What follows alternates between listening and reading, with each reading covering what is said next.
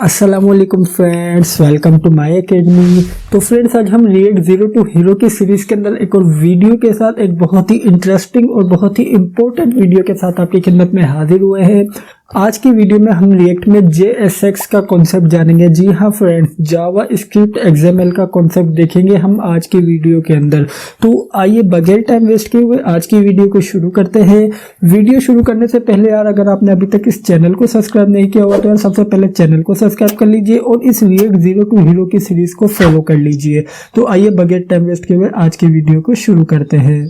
तो फ्रेंड्स, हम आ चुके हैं अपने VS कोड में। तो आइए सबसे पहले हम ये बात कर लेते हैं कि JSX है क्या चीज, उसके बाद हम इसे प्रैक्टिकली इंप्लीमेंट करेंगे। तो बेसिकली सबसे पहले तो मैं आपको अपनी प्रीवियस वीडियो का एक कॉन्सेप्ट रिवाइज करता चलूं, जो कि है कंपोनेंट्स। तो हमने बात की थी कि कंपोनेंट बेसिकली कॉम्बिनेशन है 3 पार्ट्स का। फर्स्ट है डेटा, सेकेंड है लॉजिक और थर्ड है अपीयरेंस।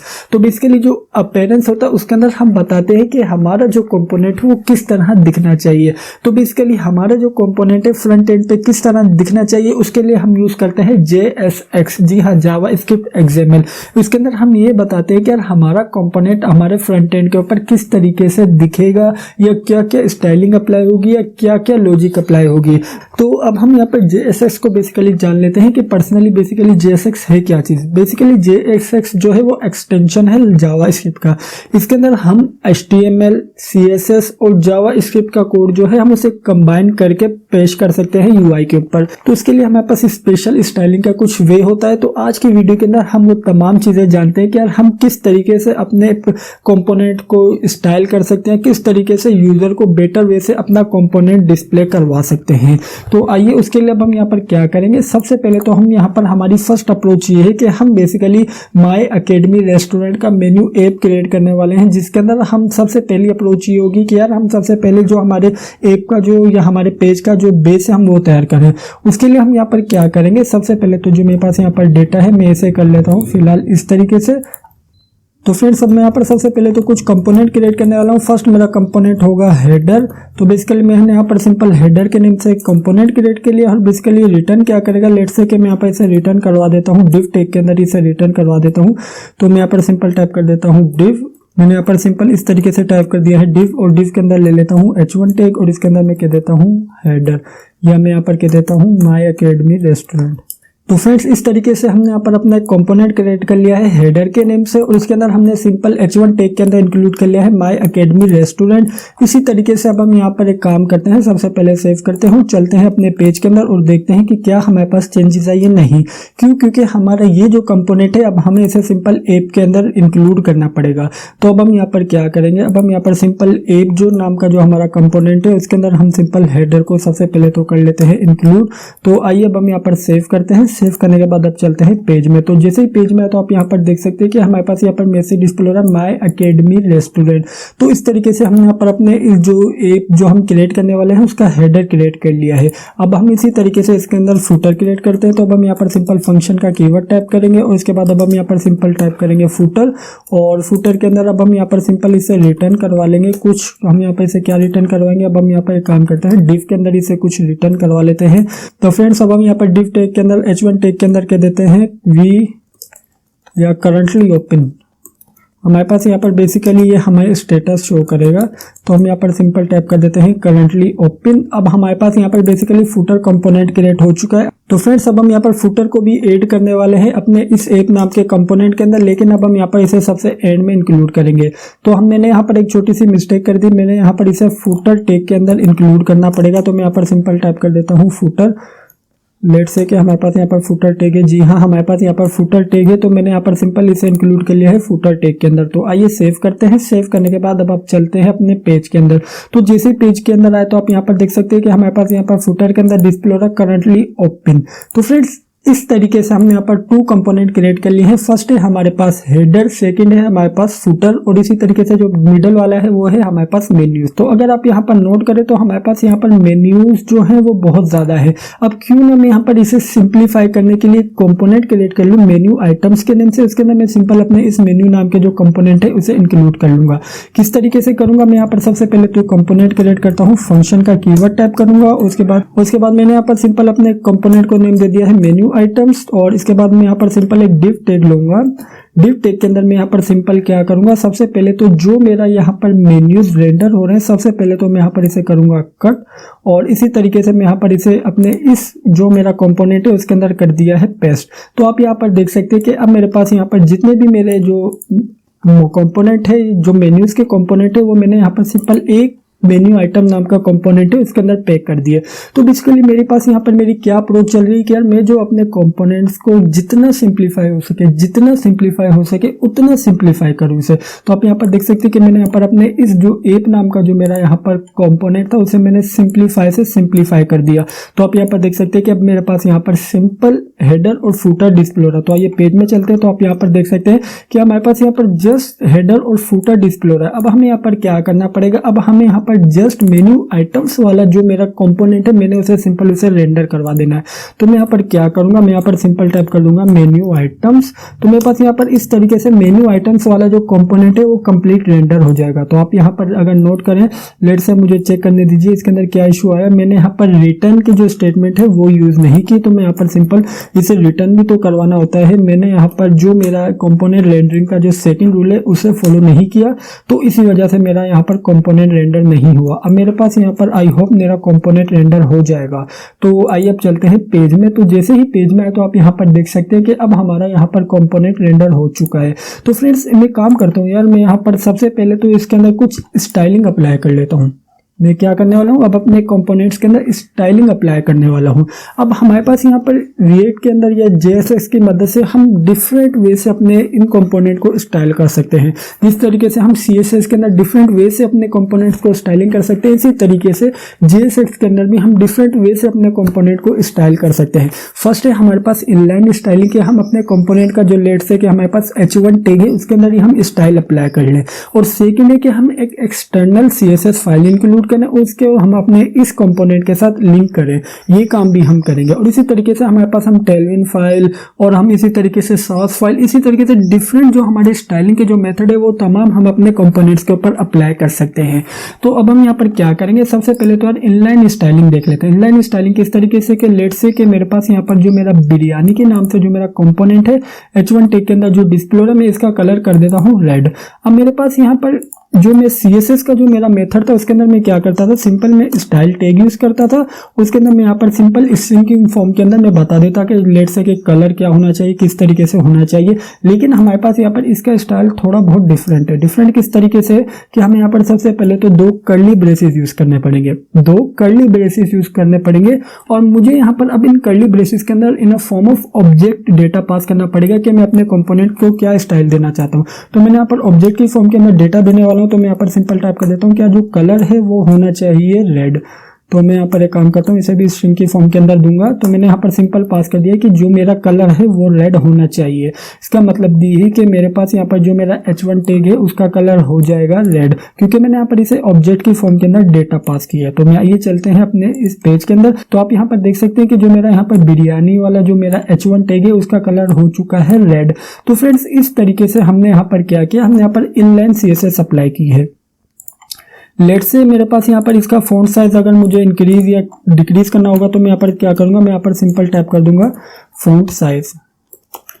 हमारे पास यहाँ पर बेसिकली फॉन्ट, तो फ्रेंड्स हमारे पास यहाँ पर अगर आप यहाँ पर नोट करें तो हमारे पास यहाँ पर इसका जो फॉन्ट साइज का नेम है या जिस तरीके से यहाँ पर इसके कलर का जो नेम है वो हमारे पास थोड़ा बहुत डिफरेंट है। डिफरेंट किस तरीके से है कि यार हमारे पास यहाँ पर जब भी हम CSS के अंदर फॉन्ट साइज अप्लाई करते थे तो हम यहाँ पर सिंपल टाइप कर देते फॉन्ट डैश साइज, लेकिन हमारे पास यहाँ पर हम इस तरीके से CSS के अंदर अप्लाई करते थे। लेकिन JSX हमें स्पेशल सिंटैक्स प्रोवाइड करता है जिसके अंदर हम फॉन्ट साइज इस तरीके से बताते हैं। लेट्स से कि मैं यहाँ पर इसका फॉन्ट साइज बता देता हूँ 10 पिक्सल। तो आइए सेव करते हैं। सेव करने के बाद अब यहाँ पर एक काम करते हैं, यहाँ पर ये हमें एरर थ्रो करेगा, इसे कर देते हैं कट। तो आइए अब हम यहाँ पर क्या करेंगे, सबसे पहले इसे कर दिया है कट और अब चलते हैं अपने इस पेज के अंदर। तो आप यहाँ पर देख सकते हैं कि हमारे पास यहाँ पर जो बिरयानी का फॉन्ट साइज है वो डिक्रीज हो चुका है। तो फ्रेंड्स इस तरीके से हम इनलाइन CSS अप्लाई कर सकते हैं कि लेट से कि आपने यहाँ पर आपका जो इनलाइन CSS है बहुत ज्यादा लेंदी हो रही है। लेंदी किस तरीके से हो रही है कि मेरे पास यहाँ पर जो मेरे एक ही लाइन के अंदर मैंने 2 to 3 CSS की प्रॉपर्टीज अप्लाई कर दिया। तो इससे क्या होगा कि मेरा कंपोनेंट क्या होगा, एक्सपेंड हो जाएगा। तो मैं यहाँ पर क्या करूंगा, इसे यहाँ पर इंक्लूड ना करके ऐसे मैं क्या करूंगा, मैं इसे एक ऑब्जेक्ट के अंदर इंक्लूड कर दूंगा और उस ऑब्जेक्ट को मैं स्टाइल वाले जो मेरा कंपोनेंट या प्रॉपर्टी है इसके अंदर ऐड कर दूंगा। किस तरीके से, मैं यहाँ पर सिंपल टाइप कर देता हूँ फॉन्ट अंडरस्कोर स्टाइल के नाम से मैंने यहाँ पर एक ऑब्जेक्ट क्रिएट कर लूंगा और इसके अंदर मैं सिंपल पेस्ट कर दूंगा ये। ठीक हो गया। अब मेरे पास यहाँ पर बेसिकली क्या हुआ, मेरे पास यहाँ पर फॉन्ट अंडरस्कोर स्टाइल के नाम से एक ऑब्जेक्ट क्रिएट हुआ है जिसके अंदर मैंने कुछ CSS की प्रॉपर्टीज बताई हैं, जिसके अंदर मैं अपने इस H1 टैग को स्टाइल करना चाहता हूँ। तो मैं यहाँ पर क्या करूंगा, सबसे पहले इसे करूंगा कॉपी और इसके अंदर सिंपल कर दूंगा पेस्ट। तो फ्रेंड्स आइए सेव करते हैं। सेव करने के बाद पेज में चलते हैं। तो जैसे ही पेज में आए तो आप यहाँ पर देख सकते हैं कि font underscore style not defined. क्यों? क्योंकि हमारे पास यहाँ पर ये जावास्क्रिप्ट का जो ऑब्जेक्ट है इसे रीड नहीं कर पा रहा है। तो हमें यहाँ पर एक कॉन्स्ट नाम का एक ऑब्जेक्ट क्रिएट करना पड़ेगा। वो क्या करेगा, वो यहाँ पर सिंपल इसे इंक्लूड कर लेगा। तो आइए जैसे ही हमने यहाँ पर इसे सेव किया तो हमारे पास यहाँ पर क्या हुआ कि हमारे पास यहाँ पर कॉन्स्ट टाइप का एक फॉन्ट अंडरस्कोर स्टाइल के नेम से एक ऑब्जेक्ट क्रिएट हो गया है और हमने सिंपल उस ऑब्जेक्ट को पास कर दिया अपने इस स्टाइल जो प्रॉपर्टीज है उसके पास। तो आइए चलते हैं पेज में। तो फिर जैसे पेज में आए तो आप यहाँ पर देख सकते हैं कि हमारी तमाम स्टाइलिंग अप्लाई हो चुकी है। तो हमने ये देख लिया कि हम किस तरीके से इनलाइन CSS अप्लाई कर सकते हैं अपने कंपोनेंट पर। तो फ्रेंड्स आपके कंपोनेंट को स्टाइलिंग देने का बेस्ट वे है एक्सटर्नल CSS। इनलाइन CSS आपके कंपोनेंट को स्टाइल देने का बेस्ट वे नहीं है, क्योंकि इससे जो आपका कोड है वो बहुत ज्यादा कॉम्प्लेक्स हो जाता है। तो उसके लिए हम एक्सटर्नल CSS अप्लाई करेंगे। एक्सटर्नल CSS अप्लाई करने के लिए हमने यहाँ पर सिंपल index.css के नाम से एक न्यू फाइल क्रिएट की है। अब हम यहाँ पर इस फाइल के अंदर जो भी कोड है, जो भी स्टाइलिंग है वो अपने कंपोनेंट्स के ऊपर अप्लाई करने वाले हैं। तो फ्रेंड्स अब हमने यहाँ पर सिंपल इस फाइल को यहाँ से कर लिया है कट। तो अब हमारे पास यहाँ पर जो हमारा सोर्स नाम का हमारे प्रोजेक्ट के अंदर फोल्डर है, अब हम यहाँ पर सिंपल इसके अंदर कर देंगे पेस्ट। तो इस तरीके से हमने क्या किया, हम यहाँ पर सोर्स नाम के फोल्डर के अंदर index.css को ऐड कर दिया है। तो अगर आप यहाँ पर नोट करें तो हमारे पास यहाँ पर पहले से ही हमने कुछ स्टाइलिंग अप्लाई की हुई है। अब हम यहाँ पर बेसिकली तमाम स्टाइलिंग अप्लाई करना चाहते हैं अपने कंपोनेंट्स के ऊपर। तो आइए अब हम यहाँ पर क्या करेंगे, सबसे पहले तो अपने एक एक कंपोनेंट के ऊपर बारी बारी करके स्टाइल अप्लाई कर लेते हैं। स्टाइल अप्लाई करने के लिए सबसे पहले तो जैसे हम यहाँ पर अपने पेज में आए तो लेट्स सी कि हमारे पास यहाँ पर स्टाइल अप्लाई हुआ है नहीं। अब हम यहाँ पर एक काम करेंगे, एक विंडो के अंदर हम इस तरीके से अपनी फाइल को ओपन करेंगे और एक विंडो के अंदर अब हम यहाँ पर जो हमारा वेब पेज है उसे ओपन करेंगे और अब हम इसे एक एक करके स्टाइल अप्लाई करेंगे। तो हेडर वाला जो हमारा कंपोनेंट है, अब हम यहाँ पर एक काम करेंगे, इसे इंक्लूड कर लेते हैं हेडर के अंदर। तो हमने यहाँ पर सिंपल टाइप कर दिया है हेडर। अब हम यहाँ पर इसके अंदर इसे कर देंगे पेस्ट। तो फ्रेंड्स इस तरीके से हमने यहाँ पर जो H1 टैग था माई अकेडमी रेस्टोरेंट को, उसको हमने हेडर टैग के अंदर इम्पैक्ट कर दिया है। तो फ्रेंड्स अब हम यहाँ पर बेसिकली क्या काम करते हैं, अब हम यहाँ पर सिंपल जो डिव टैग इंक्लूड किया है उसे रिटर्न करवाने की जरूरत नहीं है, क्योंकि हमारे पास यहाँ पर जो हमारा हेडर कंपोनेंट है वो जस्ट H1 टैग ही रिटर्न करेगा। तो फ्रेंड्स अब हमने यहाँ पर सिंपल डिव टैग को कर दिया है रिमूव और हम जस्ट हेडर टैग को ही रिटर्न करवाना चाहते हैं, क्योंकि हमारे हेडर टैग के अंदर ही सिंपल H1 टैग के अंदर रिटर्न हो रहा है माई अकेडमी रेस्टोरेंट। ठीक हो गया। अब हम यहाँ पर क्या करेंगे, अब हम यहाँ पर जो हमारी ये स्टाइलिंग है, अब हम यहाँ पर ये स्टाइलिंग अप्लाई करना चाहते हैं अपने इस जो हमारे कंपोनेंट्स है उनके ऊपर। तो सबसे पहले हमें क्या करना पड़ेगा, अब हमें यहाँ पर index.css को हमें इंपोर्ट करना पड़ेगा। तो फ्रेंड्स अब हम यहाँ पर सबसे पहले इंपोर्ट कर लेते हैं index.css को। तो हम यहाँ पर सिंपल टाइप कर देते हैं इंपोर्ट करंट डायरेक्टरी के अंदर से आपने इंपोर्ट कर देना है index.css। तो आइए अब हम यहाँ पर सबसे पहले से कर लेते हैं सेव। तो जैसे ही सेव किया तो आप यहाँ पर देख सकते हैं कि हमारे पास यहाँ पर ऑटोमेटिकली कुछ स्टाइलिंग अप्लाई हो चुकी है। तो फ्रेंड्स अगर आप यहाँ पर नोट करें तो हमारे पास यहाँ पर हमारे इस फुटर के ऊपर भी कुछ स्टाइलिंग अप्लाई हो चुकी है और इसी तरीके से हमारे टेक्स्ट भी चेंज हो चुका है। और इसी तरीके से अब हम यहाँ पर क्या करेंगे, अब हम यहाँ पर एक एक कंपोनेंट के ऊपर स्टाइल अप्लाई कर लेते हैं। तो हमारे पास यहाँ पर सबसे पहले तो जो हमारा कंटेनर है हम उसके ऊपर अप्लाई कर लेते हैं स्टाइल। ये हमारा जो कंटेनर है बेसिकली डिव टैग है, जो कि हमारे पास ऐप कंपोनेंट के अंदर पैक है। तो फ्रेंड्स अब हमने यहाँ पर सिंपल इसे क्लास नेम दे दिया है कंटेनर। तो इससे क्या हुआ कि हमारे ये जो आइटम है ये सेंटर में आ चुके हैं। तो फ्रेंड्स अब हमारे पास यहाँ पर जो ऐप नाम का जो कंपोनेंट है इसके अंदर डिव टैग है, अब हम इसे क्लास नेम दे देते हैं कंटेनर। तो फ्रेंड्स हमने बेसिकली यहाँ पर क्या किया कि जो हमारा ऐप कंपोनेंट था जिसके अंदर हमने रिटर्न करवाया है डिव टैग के अंदर कुछ कंपोनेंट, उसको क्लास नेम दे दिया है कंटेनर, क्योंकि हमारे पास यहाँ पर कंटेनर के अंदर कुछ स्टाइलिंग अप्लाई हो चुकी है। तो अगर आप यहाँ पर नोट करें तो हमारे पास यहाँ पर भी स्टाइलिंग अप्लाई हो चुकी है। इसी तरीके से हमारे पास सेकंड है हेडर। तो फ्रेंड्स अब हमें यहाँ पर जो हेडर है उसके अंदर इंक्लूड करना पड़ेगा क्लास नेम हेडर, क्योंकि हमने यहाँ पर क्लास नेम हेडर के थ्रू इसे टारगेट किया और स्टाइलिंग अप्लाई की है। तो हम उसके लिए क्या करेंगे, हम चलेंगे अपने हेडर कंपोनेंट के पास। तो हमारा ये है हेडर कंपोनेंट। अब हम यहाँ पर इसे क्लास नेम के अंदर इंक्लूड कर देते हैं सिंपल हेडर। तो आइए सेव करते हैं। जैसे ही सेव किया तो आप यहाँ पर देख सकते हैं कि हमारे पास यहाँ पर हेडर के अंदर भी स्टाइलिंग अप्लाई हो चुकी है। अगर अगर आप यहाँ पर मैं इसे थोड़ा बड़ा करूँ तो अब आप यहाँ पर देख सकते हैं कि अब हमारे पास यहाँ पर स्टाइल के अंदर आ रहा है माई एकेडमी रेस्टोरेंट। तो इस तरीके से हमने यहाँ पर जो हमारा हेडर है उसके ऊपर भी स्टाइलिंग अप्लाई कर दी है। और इसी तरीके से हमारे पास यहाँ पर यह क्या कह रहा है कि हेडर के अंदर जो H1 टैग है उसका कलर भी इंक्लूड हो चुका है। ये तमाम चीज़ें हमारी अप्लाई हो चुकी हैं। और इसी तरीके से अब हम यहाँ पर चलते हैं अपने हेडर के H1 टैग का, ठीक है। अब हम यहाँ पर चलते हैं अपने मेन्यू आइटम्स के पास। तो आप यहाँ पर देख सकते हैं कि हमारे पास यहाँ पर मेन्यू आइटम्स के अंदर भी कुछ स्टाइलिंग अप्लाई हुई है। अब हम यहाँ पर सिंपल ये स्टाइलिंग अप्लाई कर देते हैं अपने मेन्यू आइटम्स के ऊपर। तो फ्रेंड्स अब हम मेन्यू आइटम के ऊपर स्टाइलिंग अप्लाई करने के लिए क्या करेंगे, सिंपल हम आ चुके हैं अपने मेन्यू आइटम्स वाले कंपोनेंट के पास। अब हम यहाँ पर सिंपल इसे क्लास नेम देंगे मेन्यू आइटम्स। एक मरतबा मैं चेक कर लूँ कि मैंने इसे क्लास नेम क्या दिया। मैंने यहाँ पर सिंपल इसे क्लास नेम दिया है मेन्यू डैश आइटम्स। तो मैं इसे कॉपी कर लेता हूँ और यही स्टाइलिंग अप्लाई कर लेता हूँ इसके अंदर। तो आइए सेव करते हैं। तो जैसे सेव किया तो अब आप यहाँ पर देख सकते हैं कि जो हमारे मेन्यू आइटम्स है उनके ऊपर भी स्टाइलिंग अप्लाई हो चुकी है। तो अगर आप यहाँ पर नोट करें तो अब इसकी जो इमेज है थोड़ी बेटर वे से डिस्प्ले हो रही है। इसी तरीके से इसके दरमियान मार्जिंग और पेडिंग भी अप्लाई हो चुकी है। तो फ्रेंड्स अब हम यहाँ पर बेसिकली क्या करेंगे, मेन्यू आइटम के H2 टैग के ऊपर भी कुछ स्टाइलिंग अप्लाई करेंगे। तो हम यहाँ पर क्या करेंगे, अब हम यहाँ पर सबसे पहले तो इसके अंदर H2 टैग इंक्लूड कर लेते हैं। उसके अंदर हम यहाँ पर कुछ मैसेज डिस्प्ले करवा देते हैं। हम यहाँ पर कह देते हैं आवर मेन्यू, ठीक है। अब हमारे पास यहाँ पर मैसेज डिस्प्ले होगा आवर मेन्यू। तो आइए सेव करते हैं। जैसे सेव किया तो आप यहाँ पर देख सकते हैं कि हमारे पास यहाँ पर आवर मेन्यू जो था उसके ऊपर भी स्टाइलिंग अप्लाई हो चुकी है। तो इस तरीके से डिस्प्ले हो रहा है माई एकेडमी रेस्टोरेंट और इसी तरीके से आवर मेन्यू डिस्प्ले हो रहा है। तो फ्रेंड जो हमारे पास यहाँ पर इंडिविजुअल मेन्यू है इसके ऊपर हम स्टाइलिंग अप्लाई करेंगे अपने नेक्स्ट वीडियोस के अंदर। जब हम यहाँ पर इसके अंदर कुछ कंडीशनल रेंडरिंग वगैरह करेंगे तो हम वहाँ पर इसके ऊपर स्टाइलिंग अप्लाई करेंगे। तो अब हम यहाँ पर इस जो मेन्यू वाले जो हमारे पास इंडिविजुअल मेन्यू है उसकी स्टाइलिंग को कर देते हैं स्किप। और अब हम यहाँ पर चलते हैं फुटर के ऊपर। तो हम यहाँ पर क्या करेंगे, अपने फुटर के ऊपर कुछ स्टाइलिंग अप्लाई कर लेते हैं। तो स्टाइलिंग किस तरीके से अप्लाई करेंगे, तो जो हमारा फुटर कंपोनेंट है सबसे पहले तो उसे क्लास नेम दे देते हैं फुटर। तो क्लास नेम फुटर देने के लिए अब हम यहाँ पर क्या करेंगे, सिंपल आ चुके हैं अपने फुटर नाम के कंपोनेंट के अंदर और अब हम यहाँ पर सिंपल इसको क्लास नेम दे देते हैं फुटर। तो जैसे ही सेव किया तो अब आप यहाँ पर नोट कर सकते हैं कि हमारे पास यहाँ पर जो हमारा फुटर कंपोनेंट है उसको भी स्टाइलिंग अप्लाई हो चुकी है। और इसी तरीके से देख लेते हैं कि और हमारे पास क्या स्टाइलिंग है। अब हमारे पास यहाँ पर जितनी भी स्टाइलिंग है ये हम अप्लाई करेंगे जब हम इसके अंदर कुछ एडवांस काम करेंगे उसमें। तो फ्रेंड्स अभी तक हमने यहाँ पर सिंपल इसके ऊपर एक्सटर्नल CSS अप्लाई करके ये स्टाइलिंग अप्लाई कर दी है। तो बेसिकली आपको समझाने का मेन पर्पज ये था कि यार आपके पास क्लियर हो जाए कि हम किस तरीके से एक्सटर्नल CSS अप्लाई करके भी अपने कंपोनेंट्स को स्टाइल कर सकते हैं। तो मेरे अंदाजे से तो ये जो मेरी अभी वेब पेज है या जो मेरे पास यहाँ पर माई एकेडमी रेस्टोरेंट का मेन्यू है ये बहुत ही अच्छा डिस्प्ले हो रहा है, बहुत ही बेटर वे से डिस्प्ले हो रहा है। अगर मैं यहाँ पर स्क्रीन को बड़ा करूँ तो आप यहाँ पर देख सकते हैं कि कुछ इस तरीके से माई एकेडमी रेस्टोरेंट का जो मेन्यू कार्ड है वो डिस्प्ले हो रहा है। तो फ्रेंड्स ये तो हमने देख लिया कि हम किस तरीके से अपने कंपोनेंट्स के ऊपर CSS अप्लाई कर सकते हैं। तो मैंने आपको वीडियो के स्टार्ट में भी बताया था कि JSX बेसिकली कॉम्बिनेशन होता है HTML, CSS और जावा स्क्रिप्ट का। अब हमारा रह गया है जावा स्क्रिप्ट वाला पार्ट कि हम किस तरीके से अपने कंपोनेंट्स के ऊपर जावा स्क्रिप्ट अप्लाई कर सकते हैं या जावा स्क्रिप्ट का कोड इंक्लूड कर सकते हैं। उसके लिए अब हम यहाँ पर क्या करेंगे, अब हम यहाँ पर सिंपल H1 टैग के अंदर बेसिकली मैं आपको सबसे पहले तो ये बताता चलूं कि मेरे पास यहाँ पर मेरी अप्रोच क्या होने वाली है। मैं चाहता हूँ कि यार करंटली ओपन डिस्प्ले हो रहा है उससे पहले मेरे पास यहाँ पर टाइम डिस्प्ले हो कि करंट टाइम क्या हो रहा है। तो बेसिकली यूजर को डिस्प्ले होगा कि यार करंटली ये टाइम हो रहा है और यहाँ पर ये रेस्टोरेंट इस टाइम के ऊपर ओपन है। तो उसके लिए मैं यहाँ पर क्या करूंगा, जावा स्क्रिप्ट का डेट का जो मेरे पास यहाँ पर मॉड्यूल है इसमें से इंपोर्ट करूंगा न्यू करंट डेट को।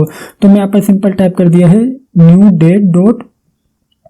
तो फ्रेंड बेसिकली मैं यहाँ पर जो करंट डेट अंदर से मैं यहाँ पर इंपोर्ट करूंगा टू लोकल टाइम स्ट्रिंग। तो मैं यहाँ पर सिंपल टाइप कर देता हूँ टू लोकल टाइम स्ट्रिंग। तो इससे क्या होगा, बेसिकली इससे मुझे यहाँ पर करंट टाइम डिस्प्ले होगा। तो आइए सेव करते हैं। सेव करने के बाद पेज में चलते हैं। पेज में जाने से पहले जो हमारे पास यहाँ पर जो हमारा ये बेसिकली ये है हमारे पास मेथड, तो हमें सिंपल इसे मेथड ही इनिशियलाइज करना पड़ेगा। तो फ्रेंड्स अब मैंने यहाँ पर सिंपल क्या किया, मैंने यहाँ पर सिंपल जो मेरे पास यहाँ पर डेट है उसके अंदर से मैंने करंट डेट इंक्लूड कर लिया है with help of Java script. तो जैसे ही पेज में आया तो आप यहाँ पर देख सकते हैं कि अब हमारे पास यहाँ पर हमें करंट टाइम डिस्प्ले हो रहा है। तो जैसे ही पेज को रिफ्रेश कर रहा हूँ तो हमारे पास यहाँ पर ये बेसिकली सेकंड भी बता रहा है 8:59 6 सेकंड। तो इस तरीके से हमारे पास यहाँ पर ये डिस्प्ले हो रहा है कि यार जो हमारा करंटली टाइम है उसके ऊपर ये ओपन है। तो अब हम यहाँ पर बेसिकली इस तरीके से अपने इस जो कंपोनेंट्स है उसके ऊपर जावास्क्रिप्ट अप्लाई कर सकते हैं। इसी तरीके से लेट्स से कि आपके पास कोई जावास्क्रिप्ट का एक्सटर्नल फंक्शन हुआ, ये इस तरीके से डिफरेंट काइंड ऑफ थिंग्स हुई जावास्क्रिप्ट से रिलेटेड, वो भी आप इसके ऊपर अप्लाई कर सकते हैं। किस तरीके से, लेट्स से कि मैं रिटर्न से पहले कुछ जावास्क्रिप्ट की कोडिंग अप्लाई करना चाहता हूँ। मैं यहाँ पर कह देता हूँ कि यार मेरे पास यहाँ पर कंसोल के ऊपर डिस्प्ले हो जाए, मैं कह देता हूँ console.log फुटर कंपोनेंट। तो बेसिकली मेरे पास यहाँ पर फुटर कंपोनेंट डिस्प्ले होना चाहिए, तो इसके लिए मैंने यहाँ पर सिंपल टाइप कर दिया है console.log फुटर कंपोनेंट। तो बेसिकली मेरे पास यहाँ पर ये है जावास्क्रिप्ट का कोड जो कि मेरे कंसोल के ऊपर डिस्प्ले होने वाला है। तो फ्रेंड लेट्स से कि हमारे पास यहाँ पर ये जो हमारा जावास्क्रिप्ट का हमने कोड अप्लाई किया है, ये हुआ है अप्लाई या नहीं। तो फ्रेंड्स आप यहाँ पर देख सकते हैं कि हमारे पास यहाँ पर ये भी जावास्क्रिप्ट का लाइन ऑफ कोड है, ये अप्लाई हुआ है। तो इस तरीके से हम अपने इन कंपोनेंट्स के ऊपर जावास्क्रिप्ट भी अप्लाई कर सकते हैं। तो फ्रेंड्स ये था हमारा जावास्क्रिप्ट के अंदर JSX का सिंटैक्स या JSX का कॉन्सेप्ट, जिसके अंदर हमने सबसे पहले इसका कॉन्सेप्ट जाना, फिर हमने देखा कि हम किस तरीके से JSX को अपने कंपोनेंट्स के ऊपर अप्लाई कर सकते हैं। तो आज के वीडियो में इतना ही। Thank you for watching this video friends, bye bye.